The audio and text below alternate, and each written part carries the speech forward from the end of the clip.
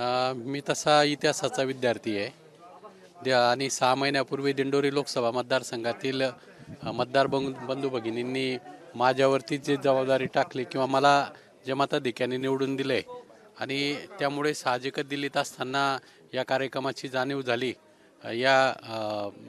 ट्रस्टचे जे अध्यक्ष आहेत प्रदीप पाटील यांनी या कार्यक्रमाचं निमंत्रण दिलं आणि तेव्हापासून आपल्याला या कार्यक्रमाला जायचं आणि आज ती संधी या कार्यक्रमाच्या निमित्ताने आली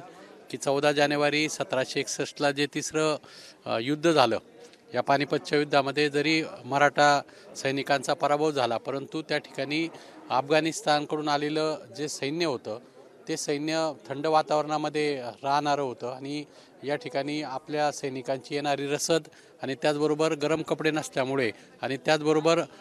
विश्वासराव हे घायल झाल्यामुळे त्या ठिकाणी सदाशिवराव पेशवे हे मुलाला बघण्यासाठी गेलेले असताना जे सैन्य त्या ठिकाणी सैरभैर झाला आणि त्यामुळे मराठा सैनिकांचा पराभव झाला। परंतु भारत देशाच्या संरक्षणासाठी 264 वर्षापूर्वी मराठा सैनिक लढले होते। ही एक आपल्या सगळ्या मराठी बांधवांच्या दृष्टीने, महाराष्ट्राच्या दृष्टीने अभिमानाची गोष्ट आहे आणि आज या ठिकाणी येण्याची संधी मिळाली, मी स्वतःला भाग्यवान समजतो। सर, एक प्रश्न असा आहे की शरद पवार साहेबांनी असं विचारलं होतं की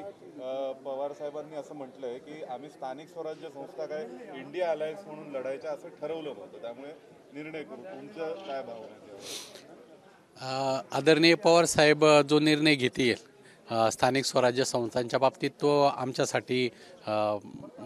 शिरसावद असेल, परंतु मला